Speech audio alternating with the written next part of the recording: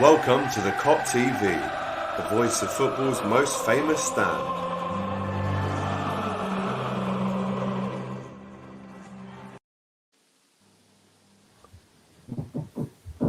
Yes, hello and welcome to a brand new Premier League preview show on the Kop TV. We've just launched it. Hello to my brothers, James, the Mane to my Salah, and the Firmino to my Salah as well down below there. It's Doyle as well. How are you doing, gents? Thanks for joining me on what promises to be an incredible 45 minutes. I am very excited for today, lads. Can't wait to get this going, lads. Me gusta. Yeah, absolutely. This is a show that's been planned for months, really, so we're really excited to finally launch it. This will, rest assured, be in a real-life studio very soon. Trust me on that. We're just starting the first couple of episodes on StreamYard. But yeah, welcome to Kop to Bottom, a brand new show where we'll be doing the best games, the best 5 games of the Premier League that weekend. I'm going to get all of your comments read out, hopefully. If you would like us to 100% read out your comment, then do drop a little super chat about this video. Let's get to 100 likes, lads, hey? First one, let's get it right up there with the rest of them. And then also comment as well and subscribe if you can. Right, gents. Very, very disappointing night last night. We all agreed one of the most disappointing nights in Jurgen Klopp's career so far at Liverpool.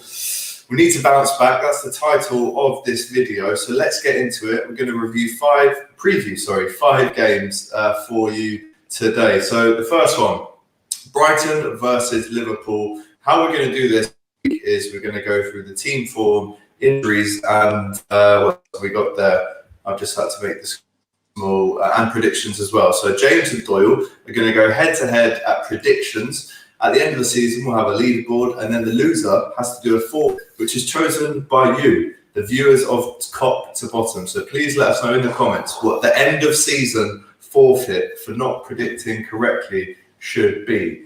Get on to us for that. So right, Liverpool, Brighton, let's get some stats up at this one here. Last season, 3-1 during lockdown, as we all know. We travelled to the Amex on Saturday morning.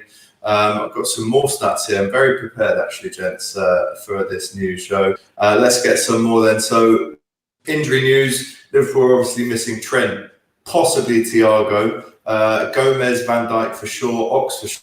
Listen, there's some news today that he'll be okay. Keita as well, Reece Williams, all injured.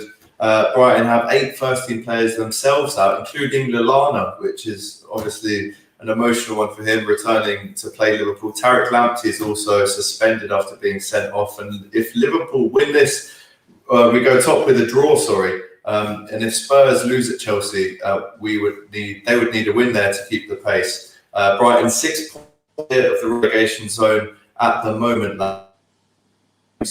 Give us your thoughts for this one, inconsiderate with the team form, injuries and predictions at the end. Go ahead, Jay. Kick us off, lads. Well, to kick off, Kop to Bottom. Thank you very much. You know the score, lads. You know the score. Do you know what, lads? I'm actually really excited for this game. Like you said, they've got problems. We've got problems. I think whether Brighton have got when Brighton have got a fully fit squad, I think they're a much stronger team. I really, really do. And I think they gave a lot of teams a difficult time this season. The results just haven't really gone their way as much, and we have got to be wary of them. But we have to also be very, very fortunate that there isn't an Adam Lallana. We have to be very fortunate that there isn't a Tariq Lamptey, because we know the quality that they possess and what they can bring into this game for Brighton. So when you tell me that news, that just, even though we know we've got our own problems, we will be confident with the set of players that we've got going in against their first team. So when you know that they've got problems, it just fills you with a bit more confidence. Yeah, agreed, lad. I'm not happy that they've got, injuries, but I'm happy that they've got injuries, lad. Do you know what I mean? It's better for you. It's better for you. Lamptey's a decent little player, lad. And if we haven't got Trent or we haven't got whoever else, lad, then, we need them players to be gone as well. So it gives me a little bit of hope. Also, having said that, lad, the mentality when we play in this Premier League is completely different to any other cup at the moment, lad, or any other league. Right. So when it comes to Saturday, lad, I'm really, really not worried. And I'm not really bothered about yesterday neither, to be quite honest, lad. I'm really not. I'm not, lad. To be honest, can I just echo that? And I know we don't want to... Yeah, go on, James. Sorry, Alex. Yeah, I was just going to echo on that. Like, I don't want to talk about yesterday too much, but I feel the same. I just really, like, I've just forgot about yesterday already. And, like, I feel like, because, Alex, you asked me the question on the fan cams last night. Like, do you think this could possibly affect us going into this weekend's game against Brighton? I think the players are going to have the same mentality. I don't think it's going to have any effect on this game whatsoever, honestly, mate. Well, the team's injuries are plenty. Let's get our predictions in then for this one. We've got 5 to get through. Do let us know what your predictions are in the comments as well, guys, for this. And of course, share the stream if you're watching now. But yeah, we'll start off with James. So let's keep a clean slate for now. But going forward, each game week, we will tot up the predictions, and then of course at the end, the loser will have to do it, chosen by the winner. So let's go with James first. What's your prediction for this one? Liverpool 2, Brighton 0. 2-0 to James. Doyle lad, what are we going for? Your new YouTube name, by the way, Doyle lad. Doyle lad is predicting today. I reckon 3-0. I always predict a nice high score for Liverpool, lad, because when we're on our game, lad, you can't stop us, lad. And I feel like if we got Salah, Jota, Mane on that pitch, lad, probably game over, lad. 3-0. You know what I mean? 3-0, 2-0. I am going to go with another 3-1 victory. A comfortable one victory. Diego, the Crystal Palace fan, of course, gets in touch. 2-0 Liverpool. He's going along the line of James, and of course, Jordan reminds us that Lamptey got a red card against, so he won't be around. So wins all round for Liverpool. Let's get on to the second team of Kop to bottom, and that is, of course, Chelsea versus Tottenham. A huge London derby. If you ask both sets of these fans, they would probably say this is their most important game of the season, to be honest. It's third against first. And Spurs, as league leaders, travel down the King's Road to Stamford Bridge to face the informed Chelsea. Yeah. What do we reckon about this one, lads? Both teams are in form and on fire. And as a neutral, I like this game. I really, really do. I think Chelsea, listen, the only game that they've lost all season, if I stand corrected, is only against us. So that just shows that what the quality that they've shown. And bear in mind, they brought in a whole bunch of new players that have now actually moulded more together. They're obviously not the finished article, but you can see that people like Ziyech and stuff like that. I don't know if anything's came out about him not being available for this game. But from my knowledge, if he plays, he makes a difference. Same with Tottenham. How can you look past the players they've got? Harry Kane and Son, obviously the two main men in the Premier League right now, being talked about on form as some of the best players in the world. And on form, you can't really argue too much with that. So it's going to be a very interesting game. And obviously, I don't want to give me prediction yet, but it's also, I'm thinking, going to be very, very close. Yeah, Spurs currently top of the league on goal difference. They've won 5 out of the last 6. Beat City 2-0 last week, obviously, as well. But right behind them in the form table is Chelsea. 3-game winning streak in the league for them. But their wins have been against Burnley, Sheffield United and Newcastle, to be fair. So a little bit different to Spurs. But Pulisic could actually turn for Chelsea, which would give them a pretty much fully fit squad to choose from. And Spurs probably going to be without Toby at the back, Toby Alderweireld. He'll miss the next few weeks with a groin injury, but Harry Winks is carrying a knock and Lamella still an Achilles injury. There's the form, the injuries. Let's get into the predictions then. We've got a few coming in, but of course it's Jose versus Frank again. It kicked off a little bit between them last year on the touchline. Doyle, we'll start with you this time. What's your prediction for this one, Giza? So, I'm liking the way Tottenham are playing recently. I like the way Chelsea play as well. It's a youthful game. It's full of attacking style football. You know, they've got all great talents in the team. So I'm looking forward to this game myself. The key thing for me is Harry Kane and Son seem to have found a different kind of link-up this season. And you've seen it with Harry Kane. He's having more assists this season. And that's because he's dropping a little bit deep. And he's still getting his goals as well. So I'm interested to see how that carries on throughout the season, because I'm looking at Tottenham right now and I'm thinking maybe they could title contenders, maybe, lads, because, you know, with the season that everyone's having and the season that this is, they could push for the title. I don't think they're going to win it for once. Like, I don't think they're going to win it, lads. But having said that, I reckon it's going to be a high-scoring game. So that's Stamford Bridge. I reckon a 2-2, lads. It's going to be feisty on this, lads. It's going to be proper feisty. I can't wait to watch this, lads. It'll be boss. Yeah, we all remember the 2-2 at the Bridge a few years back when Hazard gave the that year to Chelsea. I had Rory on the show the other day, James, and when as potential title contenders, he said he's sick of hearing it. He said he's absolutely bored to death of hearing it. It's an absolute no-go, and Tottenham will just be Tottenham and they will flop, and then that's just Tottenham. That's what he said, not me. Probably will. That's what he said. I agree to some extent. I think Tottenham haven't quite got the resources to do it over a full length, and I feel like if Liverpool can obviously keep the pace with them, and this is the one thing about Tottenham, they can't be getting too carried away, because this is something that Liverpool fans have done many a times, and it's because of the squad that we had at the time. It weren't quite full enough to be able to fulfil a full 38 games and fulfil the maximum amount of effort in every moment of them games. That's one thing that team that we've got now can do. I don't know if Tottenham's team, obviously a Højbjerg who's came in and done absolute revelations for their squad, Reguilon, the new left back, very, very good left back, Gareth Bale, the return of the man himself. But the only problem I have with that is that it's not a full squad yet. The squad isn't better than the Liverpool squad. It's not better than a Manchester City squad. They might finish above one or the other, but I don't know if that's going to be enough to Injuries. go on and win the league. Injuries on top of that as well. Toby Alderweireld is a very big player for them, and he's out for this game, so that's going to be a massive miss. When you talk about the title race, though, they will get more. That's just going to happen with most teams this season. People are going to get injuries. Teams are going to get injuries. It's not just going to be Liverpool. That's one thing that I don't want to stress enough. Like, we have been definitely, like, you know, the worst done by. But other teams will get involved soon, and I think Tottenham will face another spell like that. And when they do, I don't know if Jose Mourinho is going to have enough in not just his tactics, but in his players to be able to get results over the line, like the way Jurgen Klopp has just been doing by the skin of his teeth. So, did you ask for my prediction yet, or as well, or? Yeah, go ahead. Oh yeah, my prediction for this game.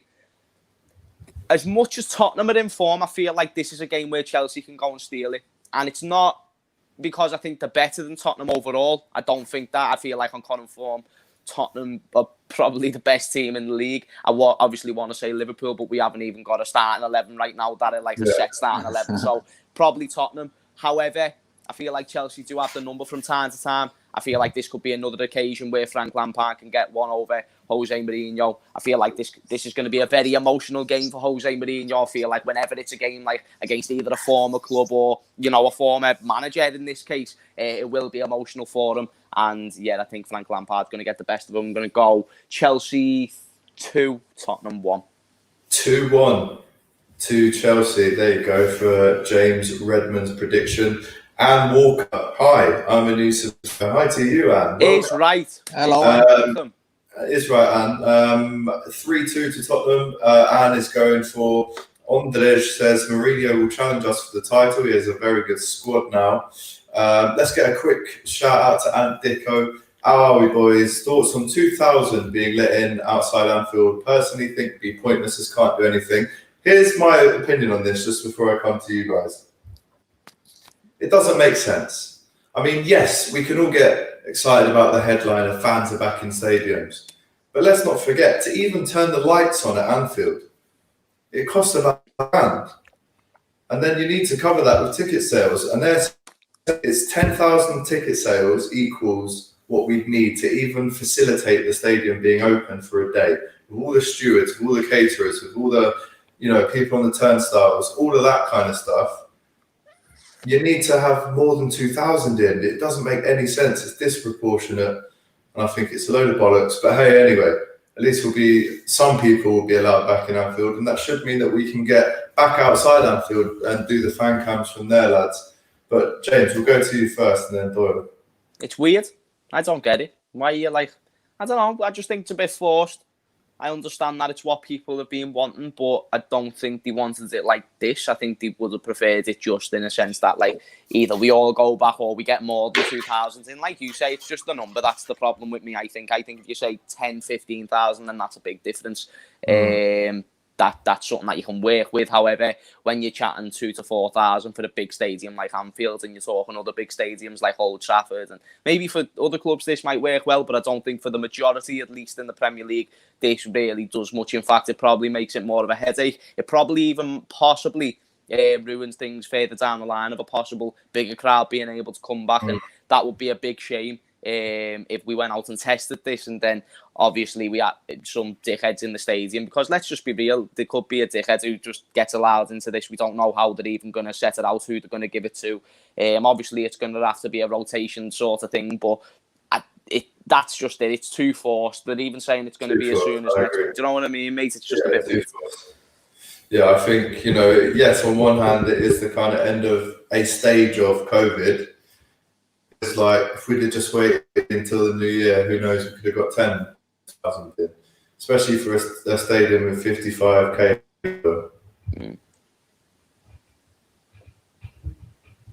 Doyle? Sorry, mate, couldn't hear you then. Signal went out. I was just saying, yeah, especially for a seat with a stadium with 55,000 seats. 2,000. It's one of them, lads. Sides. They just want to test it out. I think that's what this is. This is an experiment, lad. It's not about the footballers or the fans anything. This is just about testing it out to see if it works or not. It's not. That's what the way I'm seeing it. So it's got to happen at some point.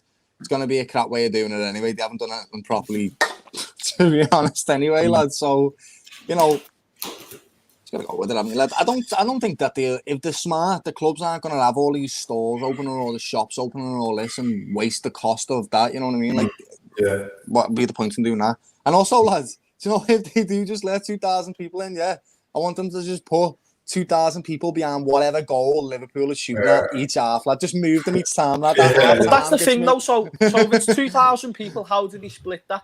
That's the thing, lad. So we'll just have to see, lads. The person on every seat the whole way around. But just we'll have to see, won't we, lads? And Nico as well letting us know that apparently our game against Midtjylland will be in Dortmund. So that's some breaking news there on Kop TV. Right, let's get into the third game of this weekend's Kop to Bottom, the Premier League preview show. Southampton versus Man United. Let's talk normally this isn't a huge game, but I feel like with Southampton, although no Danny Ings and Nathan Redmond, I reckon they're favourites for this one. Do you think that? A win could actually take us into second place if they beat United. Southampton, mate. They're playing great. We watched them throughout the season. Do you know who that the manager reminds me of? He reminds me of Klopp, lads. Just a B-tech Klopp, lads. And he plays football like him as well, lads. Just plays attacking, lovely football, and he's got the most. Ever since he got battered, what was the score by Leicester? Was it 9-0? 9-0. I know we just got smoked, but ever since then, he's just turned that team into an attacking, lovely side to watch, lad. And so I want to say Southampton are going to win, lads. I do. But I just hate Man U, lad, because they always just find a horrible way to win the game, lad. And they'll get somehow, lad. Bruno will get a pen. He'll miss it, lad, and then they'll give him another chance to score it, lads. That's going to happen in this game, lads. It's happened like 7 times. James, what do you think about this?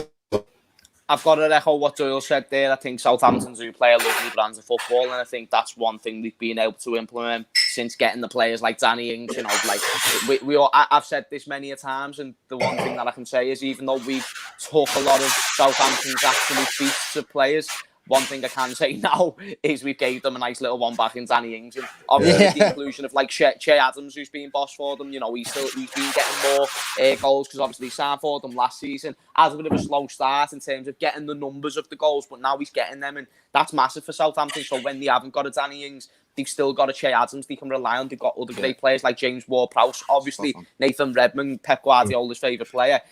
He's not available for this game. He would be huge if he was available because he offers that more directness, he offers that pace, he offers that threat. But I still think with what Southampton have got, they can cause Man United problems. I don't think they're going to get the result though. I think they play better football than Manchester United. You just feel it, innit, lads? It's a weird one, mate. It's a weird one because Manchester United, they might be able to, they might not play that great of football, and they might not be that great of a team to watch. I don't think the manager's that good, but they can get results, and I do think people are quite naive when they say Solskjaer doesn't have tactics. I think he has them, and don't think they're the best in the game, but I think he has them, and I think if he gets it, it's a big if, but I think they're more likely to get it nailed on against Southampton than not. So I'm going to go with a Manchester United 1-0 win. Yeah, yeah. that sounds spot on. Manchester United win. What we're going with specifically, though, lads? We need specific predictions. Well, I said 1-0.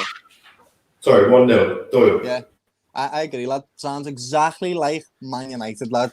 Southampton will hit the crossbar 4 times, lad. They'll clear it off the it's line. Going to be Leeds And then versus Bruno Arsenal 2.0. Fernandes. Yeah, lads. Yeah, and Bruno Fernandes will get a pen at the 87th minute, lad. Yeah. Hit the post, hit the bar, hit the line, and it'll just go in, lad, perfectly off the keeper or something, lad. That's He'll lad. hit the ball, boy. He'll hit the ball, boy. He'll bounce back in. Yeah, lad. It's one of them, lad. So, yeah, 1-0 to Orad Man U, lad. Sorry. 1-0 to Manchester United then, James and Doyle. I'm going to go with 2-1 Southampton. Ondrej here reminds us, Southampton on fire, 7 games now without a loss. For United, though, a lot of defensive injuries. They're going to be without Luke Shaw. I mean, he doesn't play too much with Tellez now. But Wan-Bissaka is still out, Lindelof out, Phil Jones. I mean, he can never play football. Why are you even bringing it up? Listen, it's written here, James. No, Alex, I didn't write this. When you see the name Phil and then Jay, you stop. He Okay. doesn't play football no more. Even when he's fit, he stopped. Absolutely, bro. I mean, he's never really been fit, has he? But did you hear that, producer? No more Phil Jones. All right, cheers, mate. Big up for Tom. You think it's dead funny? No, listen, big up Tom though for writing this research sheet. I appreciate it nonetheless. Pogba again, ankle injury. So Bailey's still out. So a lot of injuries. But United jammy win. Let's get that. Let's get fourth game we're going to be looking at this week. Arsenal against Wolves. This is a tight one. This is a fixture that's definitely thrown up some absolute classics recently, especially last season. But this one, I mean, with Wolves being away, I actually think that could make them a little more dangerous. They've been a bit weaker at home normally, and they are good away from home. Both underperforming, though, to be honest. They're both not really expected to be where they should be. Again, Arsenal only 2 wins in the last 6 games. It's poor. The pressure is definitely beginning to mount on Arteta. I don't know if you guys saw Troops' latest Back Again podcast, but he said if they don't get at least 6 points in the next 9 available, Troops said he has to go. You know, which is crazy to think about it at the start of the season. But drew 0-0 with Leeds. They're 12th at the minute. Wolves 3 wins in the last 6. Back of 2 games without a win, though. Most recent. That's wrong. They sit 9th, only 1 point ahead of Arsenal. Thomas Partey out. Martinelli still out. Willian still out. Saka out. And for Southampton, actually, apart from Redmond. And for Wolves, Sace is out apparently. And you know, if Arsenal do win, they could go to 7th. But this one, lads. It's one of them, lads. For me, it's what you echo on just what you just said, lads. They've both been a bit out of form. For me, Aubameyang is the big surprise this season, bro. He just hasn't been himself, has he? He just hasn't seemed like the same player that he was last season. As soon as you've done that, lad. Which is mad because he did seem really motivated when he signed that contract. Like he seemed like he was like, yes, I'm going to be the guy for Arsenal.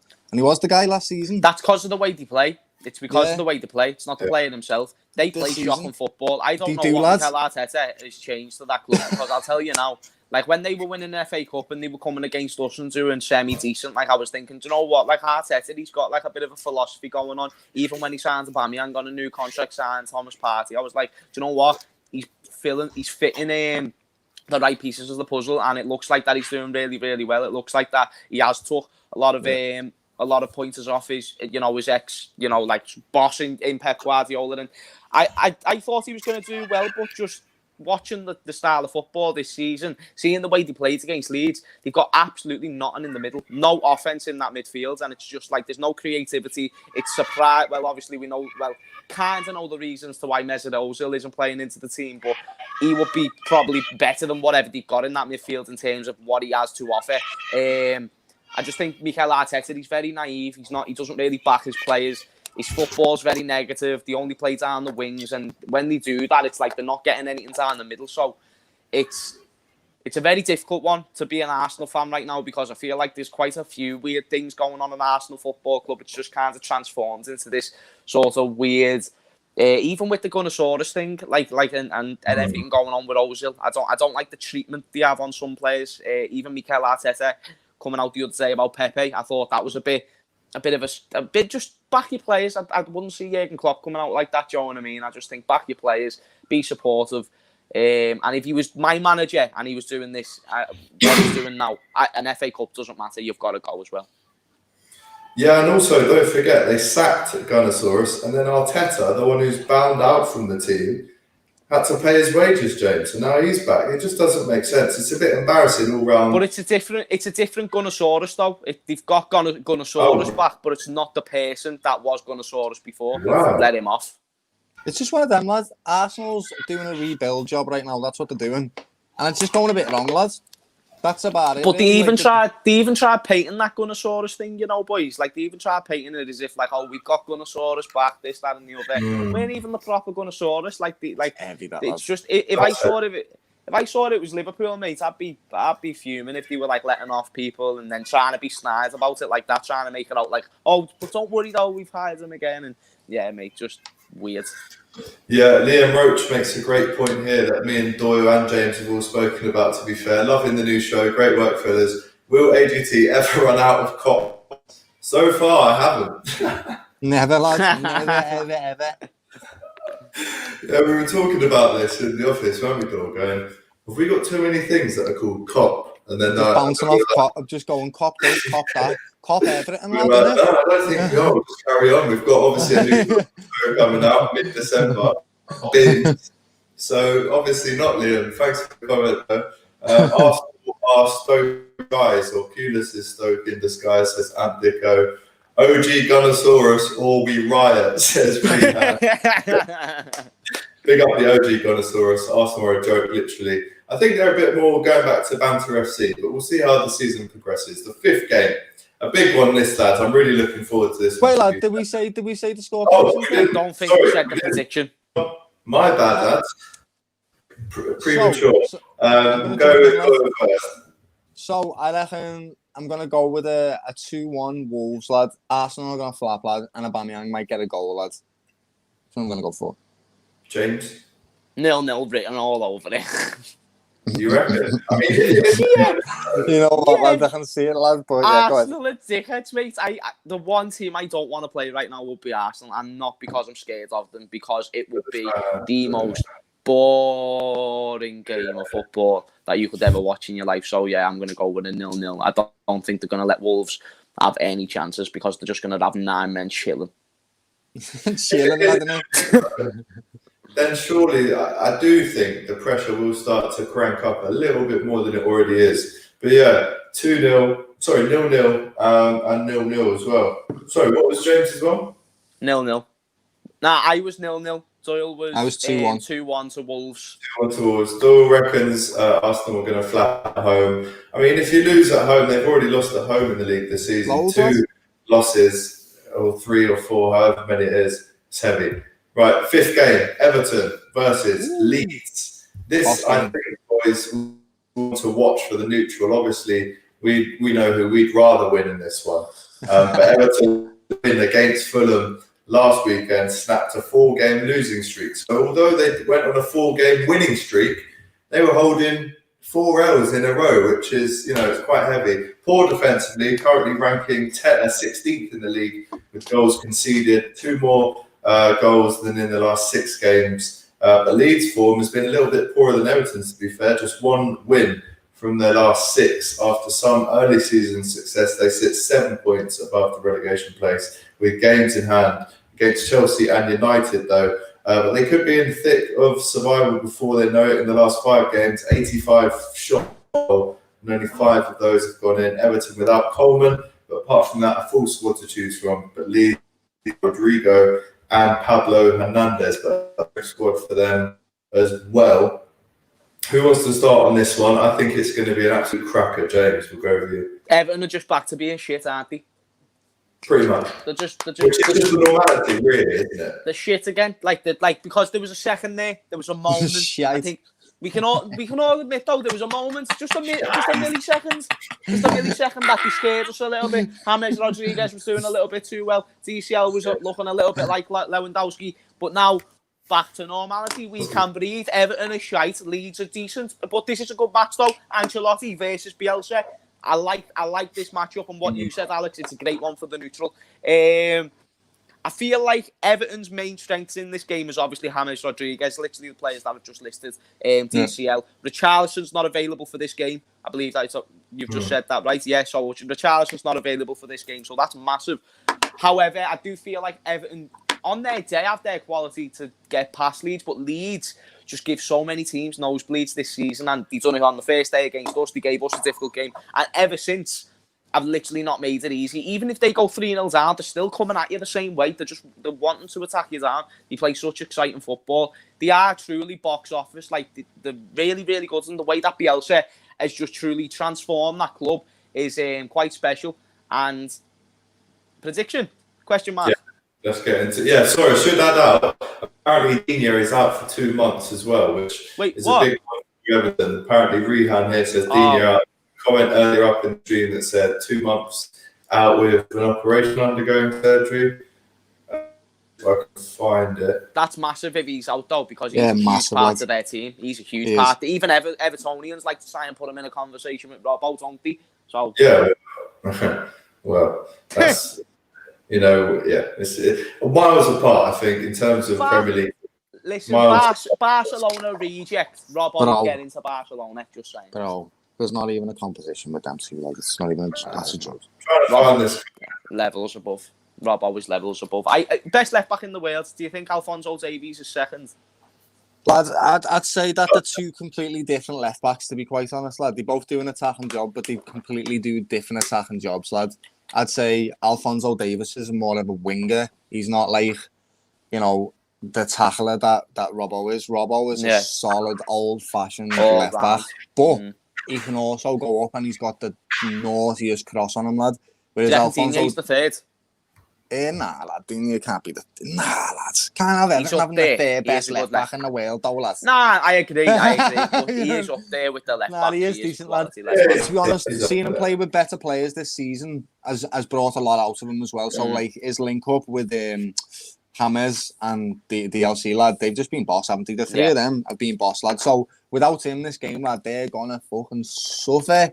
Especially with that Erling running up and down, lad, that right wing, that right back that they've got, lad. So with Luke Ayling, he actually used to play for Yeovil, and I used to watch games down there with my dad. And you could tell even then he was a little bit better than everyone else. Really strong and tall, surprisingly tall for a right back as well, to be fair. But yeah, Rehan. Does he play Cam as well? What? Does he? I've heard that he used to play in midfield for Leeds. Maybe. You could see him being a bit of a destroyer there as well in midfield, to be fair. But Rehan, apparently Sky Sports have just announced that, he's out for 2 months and has to undergo surgery from a training injury, apparently. So, heavy. A few more predictions coming in. Jed says Everton 0, Leeds 5. See, I think Leeds can get 5. I don't know if Everton will get 0. If that's the case, though, I feel like it'll be quite an expansive game of football if one team gets 5. Trafford will get dinosaur arms. To be fair, I think no Richarlison is a big one. I think they do play a lot better with him in the team. Without him, I'm not too sure. But let's go around and get predictions then. James, we'll come to you first for this one. 3-1 Leeds. 3-1 Leeds away win. 3-1 Leeds away. Huge goal there. Doyle, what we say? 3-2 Leeds, lad. 3-2 Leeds. Either way, you're going for an away win. Yeah, I think Digne gone is massive for them, lad. Massive, bro. They haven't got no one to chuck the crosses in. And James hasn't got an outlet either, lad. He needs outlets to be able to be a creative player, lad. And if he hasn't got them in Richarlison or Digne, he's fucked, bro. So, 3-2 Leeds. Nice, 3-2. I'm gonna go with the 2-2 draw. Actually, here's a good question from Rehan. Dor, you can read this one out. Do I have a YouTube channel yet? Yes. The answer is yes. I've got a YouTube channel. Do I have any content on that channel? The answer is no. No, I don't have any content on that channel. But will there be content any soon? Yes, there will be. Lads, very, very soon. So keep your eyes peeled. Keep that subscribe button locked on, and yeah, there'll be some Well, content you coming. know what? I'm actually going to put the link to Doyle's channel. Sorry, I didn't do that before, lads. I wrote a big description for this and then forgot to put your ads in. But we're going to get sure you guys get on the description. I'm going to do that literally as we come off. But yeah, predictions in there from there. Go Power going 3-1 to Leeds. Everton will always be small. Fulham is bigger than the Blue Coats. Gold glove. Obviously not. Alex, have you heard the Liam Gallagher story about Maradona? Yes. Yeah, lads. Funny that, lads. Yeah, I mean, we'll talk briefly about him again because we left before Doyle could have a word on it. But yeah, Diego Armando Maradona no longer with us, 60 years of age. Talk to us about that, Doyle. So for me, growing up playing football, lads, what I learned about football and sports is when you haven't got an outlet or you need it a way to express yourself, that's how you can do it. You can do it through football. And Diego Maradona, mate, was the epitome of that because he was two different people on and off the pitch. But what you seen on the pitch was true excitement, a love for the game, and just somebody that had this raw talent and passion that couldn't be tamed, and it just depicted who he was as a person. Does that make sense? And because of that, it's just an inspiration, mate. I know he had a lot of dodgy shit going on in his life as well. We all know this, mate. But I like to thank players like this for the inspiration and what they give to the world and what they showed the world. Because as everybody knows, mate, he's one of the best players to ever play the game, and we all love him, even if he was a bit of a madman. So rest in peace, innit, lads. Like, thank you for the inspiration, Maradona, mate. You'll never forget the hand of God. We'll never, even for me, lad, as a freestyler, the 7-Up, lads. The Maradona 7-Up, doing that as a kid. Do you remember doing that, lads? Doing that when you were a kid, doing the left foot, right foot, left knee, right knee, left shoulder, right shoulder, head. You know what I mean? Like, just that's that every kid started to learn that growing up, lad. And that goes to show you the effect that he had on the world, lad. And just how powerful football is. And it's through people like him. So thank you very much, Diego, mate. Anything you wanted to add on that, James, that you might have seen from the last day or two? I can't really. I've said a lot on many different platforms about Maradona. The only thing that you can say and the only conclusion that you can come up with when it comes to Maradona is that he is a legend. Everything that he's done for this sport is I don't really know the word that I'm looking for, but it's very hard to have the influence on a sport and on a country and on many different teams than what Maradona has had. And obviously the impact that it's had on the world now that he's gone shows just how much of a true figure he was to this sport. So he will be forever missed. We know that he was always a party man in the stands. He was always very, very fun to watch when the cameras would cut over to him. He was just one word, just a legend, and he will be forever missed. And obviously, condolences to his family as well. Yeah, absolutely. Well, there you go. Then that rounds off an episode, the very first bloody episode of Top to Bottom. I've just, whilst we've been talking there, put the links in the bio for Doyle's channel and James's channel as well. So please go and subscribe to them both if you haven't already. So yeah, how was that for you, lads? The first episode of Top to Bottom in the bag. Loved it. And the best thing about it is it's the first of very, very many. Yeah, great, lads. I just can't wait to win this competition as well, lad, and see Jay do this forfeit, bro. So I'm funny, Doyle. Do you know what's dead looking hilarious? Forward to that, Jay, do you know what's dead hilarious? It's the clip that's going to be replayed back when you're the one who's doing the forfeit. It looks like Alex is getting a second place. Lads. Yeah. No, do you know what? Let us know in the comments, even when we're off air, what you would like the loser to do. Get a picture. We need to get a picture of me and Doyle on the banner, just looking at each other like this. Like, we'll do a stare off. We need to do a stare off of weigh-ins. We'll do a weigh-ins. We'll look at each other and we'll just look at each other like this. Just throwing pieces of paper at each other, lads. Yeah, lads, yeah, mad. 3-2, you know, lads. Alex can be Dana White. Alex can be Dana White in between us. It's like, 4-1, lad, 4-1. That's Bruce Buffer. But anyway. I know that's Bruce Buffer. I know this, mate. But Dana, I'd be like, I'll take 20 both of you if you want me to promote the fight. So this is what you can do if you're Bruce Buffer. You can be like, there's 38 rounds. This can be for next season when the 38 games again. 38 rounds of whatever. Yeah, love that. Love that, bro. Well, look, Rehan already. Thank you, mate. Doyle. Can't wait for the Doyle. Hey, I'm not going to say it again. Big up Rehan. Big up, Rehan. Thank you very much, Rehan's brother. a legend. Legend, man. lads. Thank you very much, bro. People want it. Right, next Thursday we will be back with another Kop to Bottom. Of course, tomorrow we'll be around for 15-20 minutes to do a match preview for the Brighton game. James does a little bottle flip there. And then what day is it after that? And then it's the game on Saturday. And then, yes, we've got Champions League against Ajax on Tuesday. And then, obviously, Kop to Bottom again on Thursday. So, That landed like a motherfucker. Oh, my God, shit. Yes. Don't swear too much because I might not get monetized, mate. So, sorry.